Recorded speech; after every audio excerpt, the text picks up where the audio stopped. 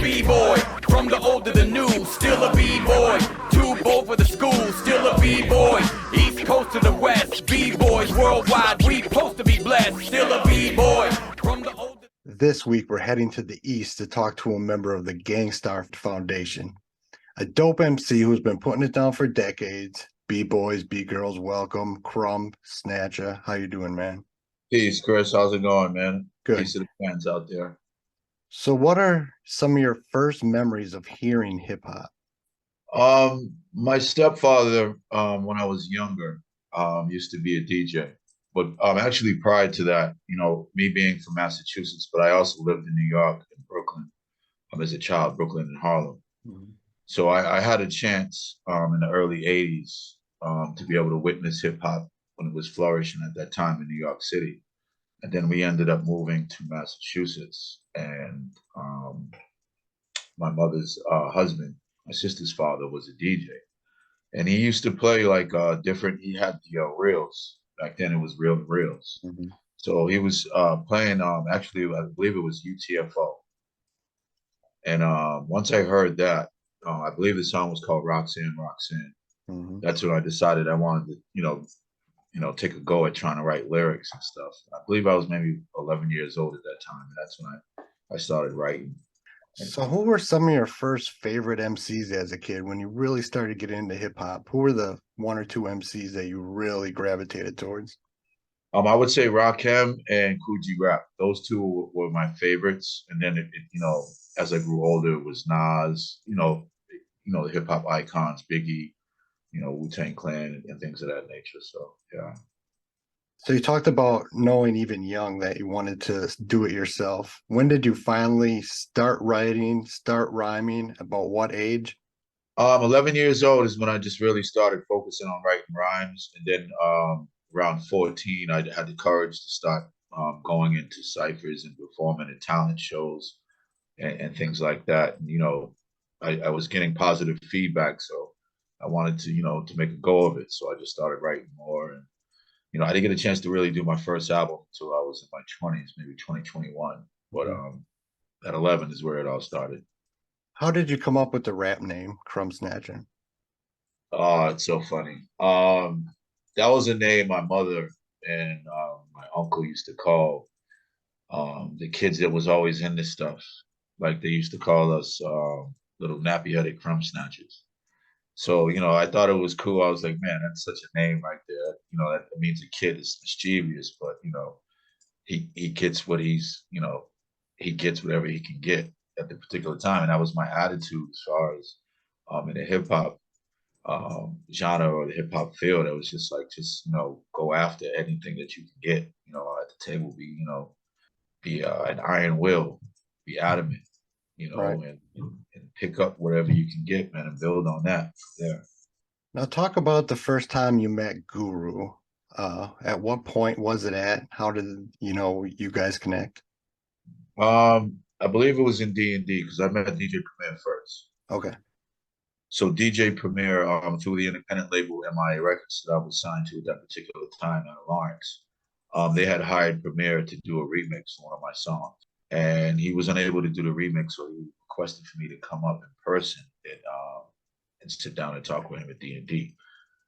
So at that time, he ended up giving me a beat. We ended up recording Closer to God, and somehow, I guess, Guru either heard it or Premier played it for him. And I guess he requested to meet me. So the next time I was in New York City, I was recording in the Studio B section of D&D, and Guru walked right in. And, us both being from Massachusetts, like we hit it off right away. I looked at him like a big brother and a father figure.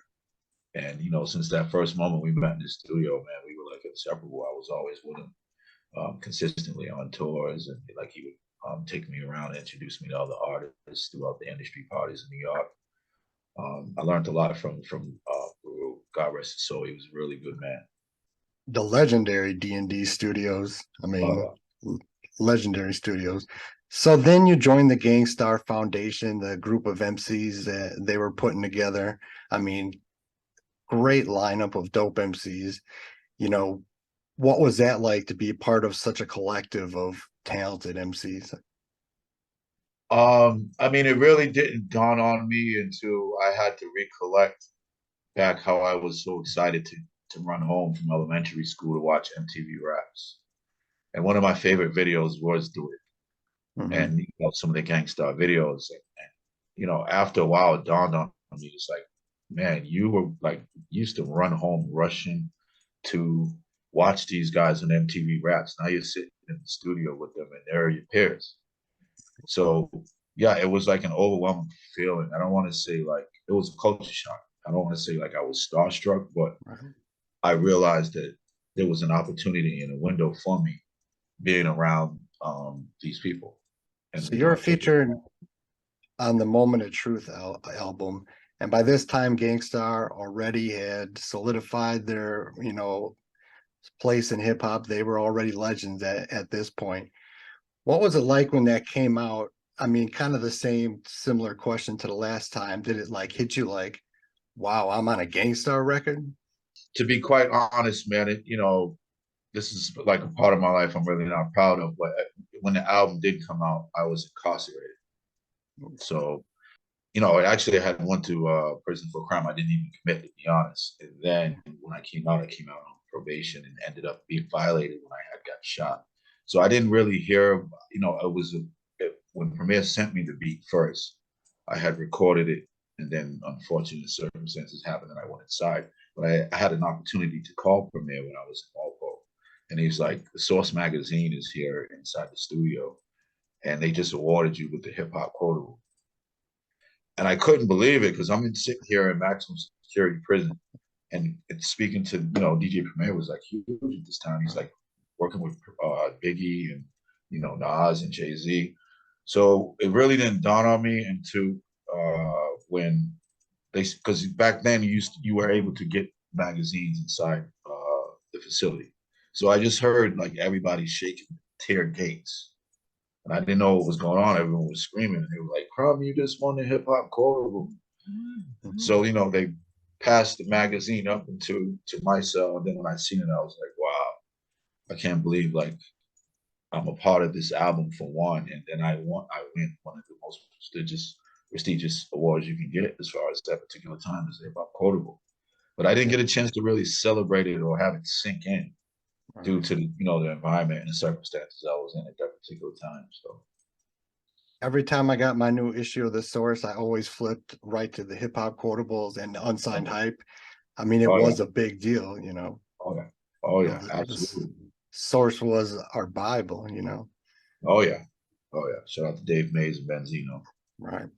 Next time I hear you or remember hearing you, although I might have my dates backwards, I know the mixtape, the 1119 Rebirth. I Okay. remember having that mixtape and loving it. But the Training Day soundtrack is what I want to talk about. Okay. Um, that was a huge soundtrack, and you were on it, and you actually let it off, that song with MOP. Talk Yes. about that project. What got you and MOP together, and how did you get on the soundtrack? First, we had the opportunity. It was through a mutual friend, Kevin Mitchell. He knew somebody on Priority Records, so they offered the opportunity. So they had a private screening in a hotel in Manhattan, and I believe it was me, Nelly, the Saint Lunatics. I don't think Nelly was there that night, but the Saint Lunatics were there. It was quite a few artists, and we were all sitting inside in a private screening. So I remember seeing the part where Denzel was telling Ethan Hawke that it takes a wolf to catch a wolf. And he was saying, to be able to catch these guys, you have to start thinking like them. So I thought it would be creative to be able to tell it from the other perspective, like from the gangbanger saying the same thing about the officers. So what I did, I just sort of like reversed the roles and wrote that song, catered to that movie. So they ended up picking it up and putting it on the project. Now MOP, I was already affiliated with MOP through Gang Starr. I was, we hung out in the studio all the time, and I worked with Teflon and all those guys over there. But initially, we wanted Busta Rhymes on there first. I guess something came up for Buster, and then we was like, well, maybe we can get MOP on there because they have the energy, the anthem making capabilities. Mhm. And they jumped on the song. We were all in the studio together, I had the pleasure to watch them record it. It was awesome. It was really good. Yeah, great track and huge soundtrack. Did that appearance lead to the initial deal with Interscope that you had, or was that To be, before that? I believe my Interscope deal was before Training Day. Okay. Um, yeah, because the Interscope deal that I ended up getting signed to, well, we didn't even finish the deal. The ink wasn't even dried, and then I ended up losing the deal by Hmm. going parole violation. But Premier was the executive producer. That's how we landed that project. And Steve Stout was the one who signed me. Hmm. It was Steve Stout. He was the president of Black Music in Interscope. Yeah, they ended up signing me, and just like being around the wrong people, man. I just ended up like I was in a car um, that was reported stolen, but I was only the passenger. I was getting a ride to the store, and unfortunately, I ended up, being violated, and the parole officer wasn't even trying to hear that I was on a major record label or anything. He just violated me, and that was the end of the Interscope deal. Damn. But eventually you did get your solo album out, the Respect All Fear None album. Kind of seemed like you finally got it out. Was that, you talked about, the jail things and all these other, things, bumps in the road. Was it like, Yes. finally I get my solo album out? What was it like to, finally get that out to the world? I thought it was really good because it was on D&D Records. So Mhm. D&D Studios, the owners of D&D Studios, created their own label, and I was one of the very few artists that they signed with the co-signing with Guru and Premier. So they pulled out all stops. They had every producer come through. I mean, Alchemist spent the whole night, even sleeping on the couch with me while we were recording. Easy Mo B came by. There was so many producers that came by and contributed to that project, and just for it being on D&D, it's going to be a part of history, at least hip hop history. So I'm proud overall of being part of that D&D legacy. One thing I like to ask all my guests is show memories. Do you have any one or two crazy show memories where something just crazy happened at a live show? Oh man, there's so many stories, man, coming up. Especially in the Massachusetts area, Boston area, it's really rough. I don't want to say jealousy, but there's like crabs in the barrel, and things take off at shows sometimes. But I prefer to probably think of something good at shows. I can't recollect right now. That's fine. Yeah, I don't want to talk about the bad stuff. Right. Well, this is kind of the bad stuff too, but I wanted to touch on Guru passing away. Uh, when did you hear about it? And also, what do you think his legacy is in hip hop history? I had took a hiatus from hip hop, and I was working at a martial arts school as an assistant instructor and not a counselor, but assistant instructor and guide. Mhm. So I used to pick the children up after school, help them with homework, assist in the classes, and then take them home. I was doing that for like 6 years. So I was pretty much off the scene when he was with the Solar, um, with Solar. Mhm. So I ended up hearing on the radio first. I couldn't believe it. And then like some of the DJs that I knew and people were contacting me, Guru just passed away.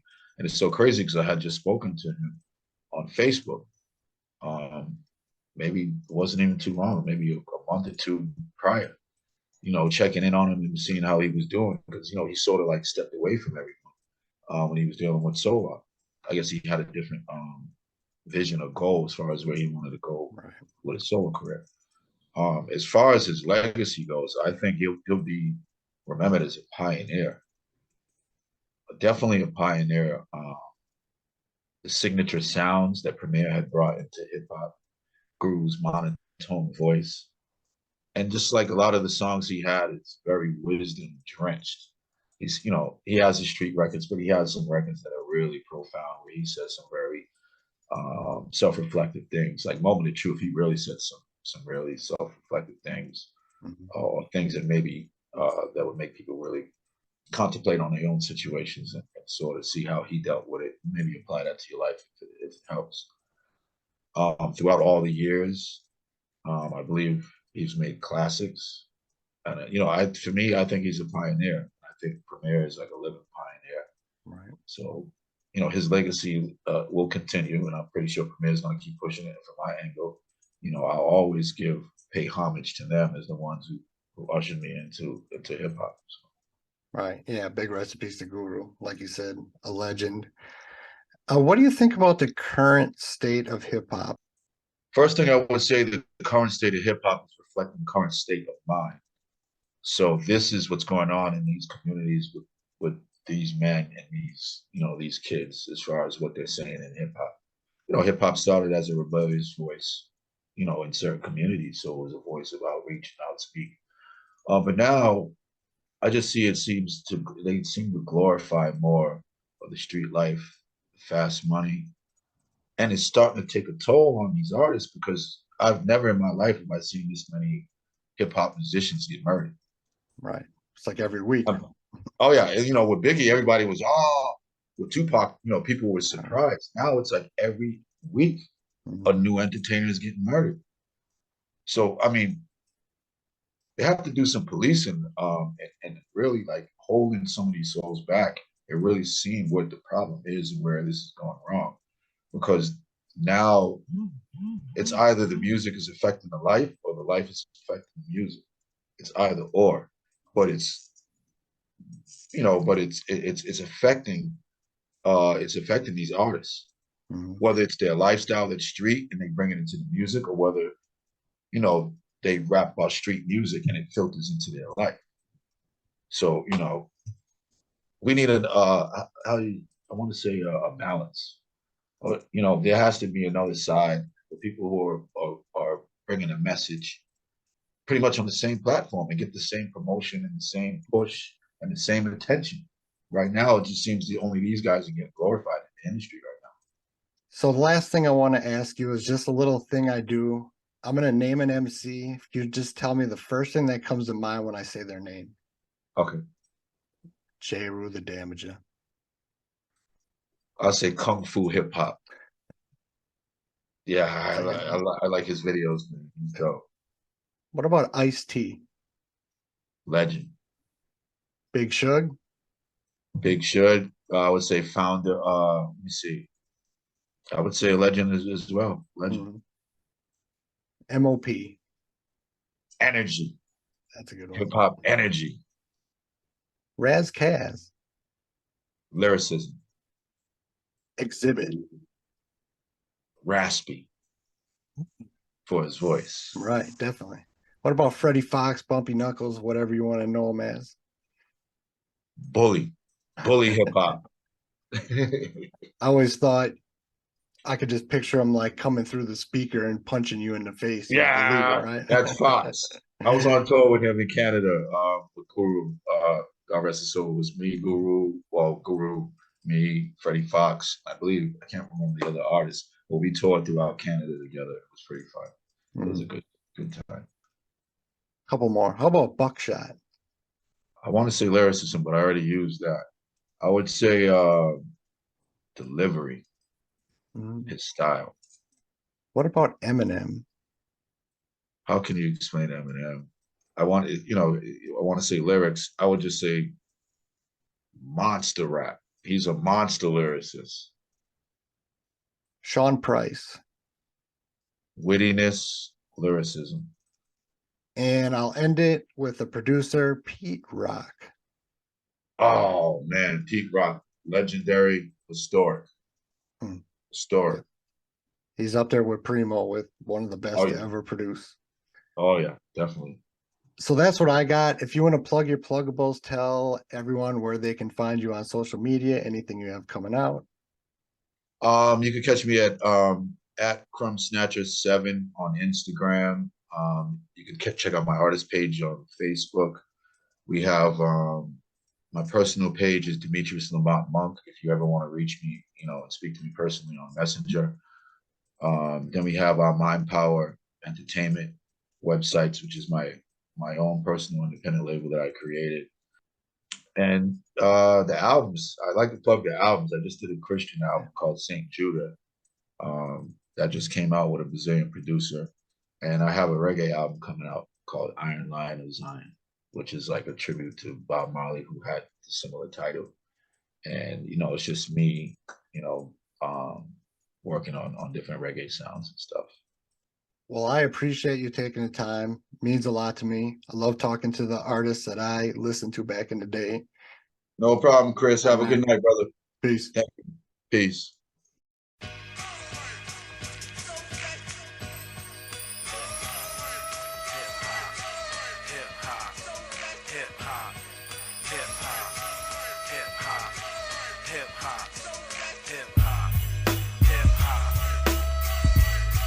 This one here is dedicated to a special part of my life that's missing.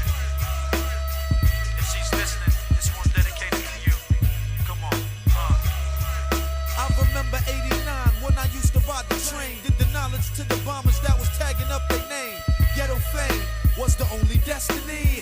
Some will be remembered while the other rest will be forgotten. Hip-hopping on the old project roots, now it's bulletproof. Getting wild, Cristal 80 proof, forget the bubble goose.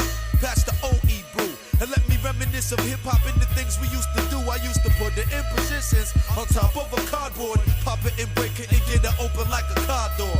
She been on rap tours for months, liquor and blunts, doing raps, holding gats and rocking gold fronts. Before that, rapping the Vicky Secret in martinis, we was giving ourselves nicknames with graffiti. Now it's Tahiti, hotels, suites, Chanel's, Italian shoes. Now you're rocking silk pastels. I can't tell if our endings near or far.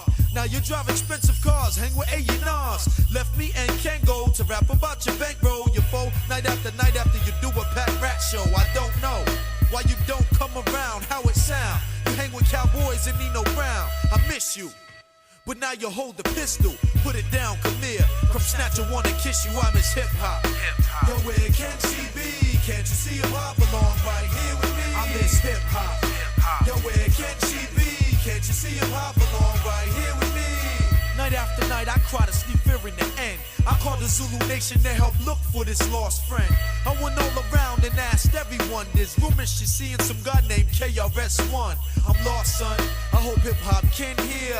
Without her, there's no need for me to be here. We used to rock the Radio Shack tables, the realistics. It was simplistic, but now you're materialistic. Got to have the techniques, the MIDI, the sampler, through the beat machine and keyboards inside the hamper. Having temper tantrums, all on stage just to get paid. You're getting arrested, put on the front page. Never in my life I thought you act like this. The feelings I have for this long time mistress. I reminisce in the basement with her for hours, and after verbal intercourse I take a long shower. With all of this something, you don't wanna see me unsatisfied with 12 inches and got a CD. Can it be a God that's listening to this? Cause all I want is hip-hop back with me for Christmas. I miss this special part of my life, and when I see her again I'm making sure she's my wife. I miss hip-hop. Yo, where can she be? Can't you see hip-hop along right here with me? I miss hip-hop. Yo, where can she be? Can't you see hip-hop along right here with me? I miss hip-hop. Yo, where can she be? Can't you see hip-hop along right here with me? I miss hip-hop. Yo, where can she be? Can't you see hip-hop along right here with me? You moving to the left and the right, y'all. Everybody represent this shit right, y'all. All the breakers gotta hit the dance floor now. Graffiti artists spray cans in the air, y'all.